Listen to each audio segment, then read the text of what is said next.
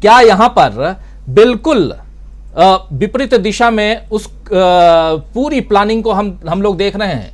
क्योंकि कर्नाटक का चुनाव और कांग्रेस अकेले भी लड़े तो कहा जा रहा है कि कर्नाटक का चुनाव कांग्रेस निकाल लेगी, और ऐसे में यहां पर अगर जेडीएस का साथ भी मिल जाता है कांग्रेस को, तब क्या स्थिति होगी? जो हम देख रहे हैं, जो वेस्ट बंगाल में स्थिति कांग्रेस और सीपीएम के साथ आने से, और खासकर उसमें एक ये तय मानिए कि जो अल्पसंख्यक वर्ग है वो कांग्रेस और सीपीएम के साथ वहां वेस्ट बंगाल में आ चुका है, जो अभी तक ममता बनर्जी को जिता रहा था, और इसलिए वहां एक दूसरी परिस्थिति दिखाई दे रही है। कांग्रेस और सीपीएम को जबरदस्त इसमें उनकी जीत हुई है। लेकिन यहाँ कर्नाटक में भी वही हाल देख रहे हैं, जो 4% की बात यहाँ कह रहे थे कि अल्पसंख्यकों के ऊपर से जो 4% का आपने जो आरक्षण दिया हुआ था, उसको अभी आप 5 साल बाद हटा रहे हैं, 5 साल होने को है आप हटा रहे हैं। किस रूप में देखा जाए इस पूरी सियासी तिकड़म को? अगर तिकड़म वर्ड भी यूज करूं तो शायद ये कम है, लेकिन कहीं ना कहीं यहाँ घिरती हुई दिखाई दे रही है बीजेपी। आपका नजरिया? देखिए राजीव जी, 2014 में जब मोदी जी की सरकार बनी, भारतीय जनता पार्टी केंद्र में आई, तब से उस सत्ता को पाने का और बनाए रखने के लिए दो तरह के विभाजन का खेल हमेशा बीजेपी करती रही है। वो है कि विपक्षियों को हमेशा तोड़ते रहिए, अलग अलग रहने दीजिए, एक वो राजनीतिक तरीके से और सामाजिक तौर पे भी वो ध्रुवीकरण और विपक्षी जो विचारधारा है या दूसरे धर्म है या जो दूसरे अगड़ा पिछड़ा वाली जो लड़ाई है, उस विभाजन को बनाए रखना। ये 2014 में जब वो जीत के आए, उसके तुरंत बाद ही लोगों को ये तो रियलाइज हो गया था, और पॉलिटिकल पार्टीज को भी ये रियलाइज हो गया था कि ये आज जो हम जो स्थिति देख रहे हैं उसको भांप चुके थे कि आगे जाकर जो है जो पूरा का पूरा समाज और भारत की राजनीति है वो बहुत खतरनाक मोड़ पर आ चुकी है और बहुत ही मुश्किल वाला समय आने वाला है। फिर भी शुरुआत के 1 साल 2 साल लोग एसेस करते रहे, इंतजार करते रहे कि मोदी किस तरीके से काम करेंगे, क्या करेंगे, लेकिन 1-2 सालों के बाद बिल्कुल वो शुरू हो गया। खासकर 2016 से नोटबंदी बड़ा टर्निंग पॉइंट है। जनधन योजना वाले तो है ही, लेकिन नोटबंदी एक निश्चित रूप से एक ऐसा कदम था जिसके बाद लोगों को पता चल गया था कि आर्थिक बदहाली लाकर देश के अंदर अमीरी गरीबी की खाई को ही नहीं बढ़ाना है, बल्कि पूरे के पूरे विपक्षी दल को भी विपन्न कर देना है। उसके पास कोई पैसा न रहे और सारा पैसा जो है वो बीजेपी के पास आ जाए। आर्थिक रूप से, सामाजिक रूप से, सभी तरीके से गैर बराबरी निर्मित की गई थी। और इसके बाद अगर आप देखिए तो उसी खेल को आगे बढ़ाया गया। पूरी कोशिश यही रही बीजेपी की कि विपक्षी दल जो है वो एक न होने पाए, ये लड़ाई ही जारी रही। और जब जिस समय भारत जोड़ो यात्रा जो है उसने तो ये इस उद्देश्य के साथ, इस मोटो के साथ शुरू हुई कि समाज के अंदर जो नफरत है उसको खत्म की जाए। लेकिन जैसा कि हम जानते हैं कि नफरत खत्म होती है तो एकता बढ़ती है, और सामाजिक शक्ति जो होती है वही बुनियाद बनती है राजनीतिक शक्ति का। जो समाज जैसे जैसे इकट्ठा होना शुरू किया और उसे पता चला कि बीजेपी जो है वो समाज को लगातार विभाजित कर रही है, विखंडित कर रही है, तो लोग जुड़ते गए और उस जुड़ाव का ही प्रतिबिंब जो है आज हमें राजनीतिक विपक्षी एकता में नजर आने लग गया है।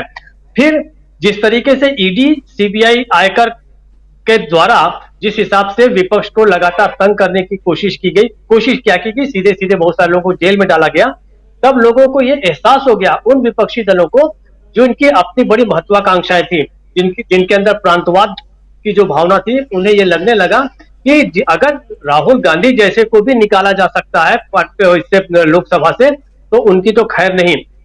ये भी सब लोग कह रहे हैं कि उन्हें जेल में भी भेजा जा सकता है। तो इस समय सारे लोग जान गए हैं कि आपको लड़ना ही होगा।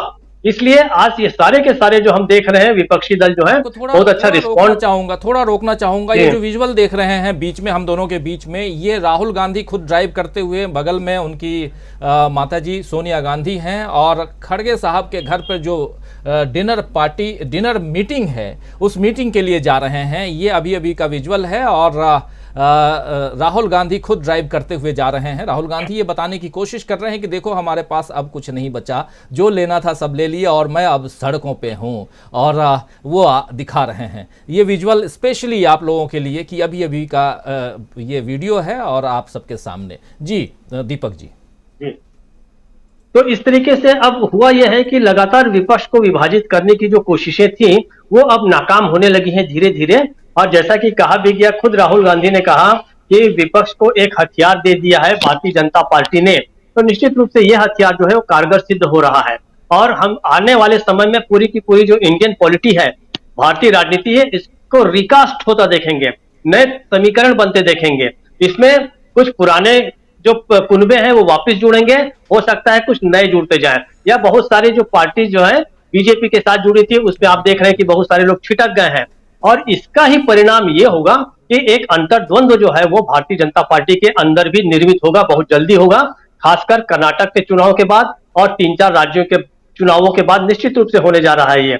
और ये जो अभी आपने जो विजुअल दिखाया, ऐसी सकारात्मक तस्वीरें, मीटिंग्स, डिनर मीटिंग्स, ये सारी हम देखेंगे और इसका परिणाम सड़कों पे भी निश्चित रूप से नजर आएगा। एक ही बात मैं कहना चाहता हूं कि जिस तरीके से आवास को लेके जो सोचा गया था, देखिए बहुत ही छोटी सोच है ये। आप क्या सोचते हैं कि जो एक नेता इस लेवल का है, जिसके जो पूरे भारत का सबसे बड़ा ये राजनीतिक परिवार है, सबसे बड़ा, उसको आवास की कोई कमी नहीं है। ये तरस आता है उनकी बुद्धि पर जो सोचते हैं कि उससे निकाल देंगे तो शायद वो लाचार हो जाएगा या कमजोर हो जाएगा। मुझे लगता है कल ही लोग ऑफर करना शुरू कर देंगे कि आइए आपको जिस घर में रहना है उस घर में रहिए।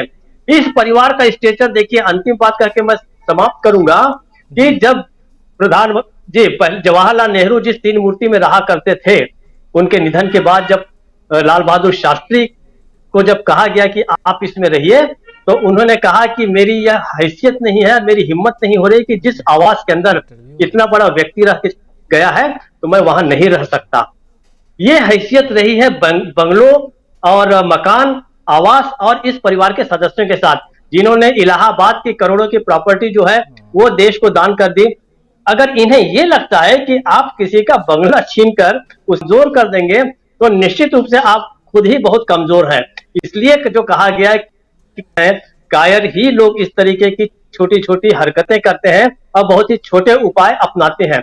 जहां तक अभी यह है कि ये सारी चीजें जिस तरीके से इकट्ठी हो रही हैं, एकत्र हो रही हैं, तो विपक्षी एकता जो है निश्चित रूप से धीरे धीरे मजबूत होगी, क्योंकि अब सब लोगों को समझ में आ गया है कि विपक्षी एकता के बिना कुछ भी नहीं हो सकता। कारण ये है, इश्यूज चाहे अदानी का हो, चाहे और दूसरी चीजें हो, समाज को फिर से जोड़ने का हो, लेकिन फैसला जो होगा वो मत पेटियों के ही जरिए होगा।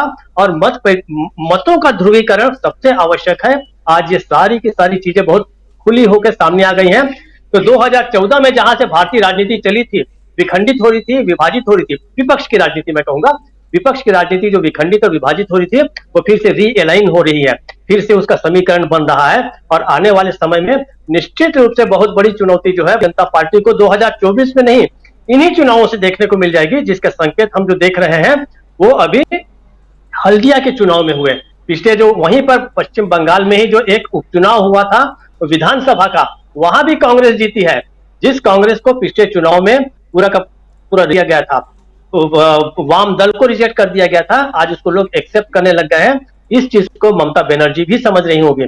सभी के लिए अब खतरे की घंटी है कि आपको अपने आप को बचाना है, और उसके लिए सबसे बड़ी और सबसे मुफीद पार्टी जिसका सहारा वो ले सकते हैं वो कांग्रेस ही है। अब ये भी बहुत अच्छा हो गया कि निर्विवाद रूप से कांग्रेस इनको लीड करेगी, और कांग्रेस का ही कोई नेता है वो विपक्षी एकता का सबसे बड़ा सूत्रधार साबित होगा। राजीव जी जी बिल्कुल बिल्कुल सही आप कह रहे हैं। 2-3 चीजें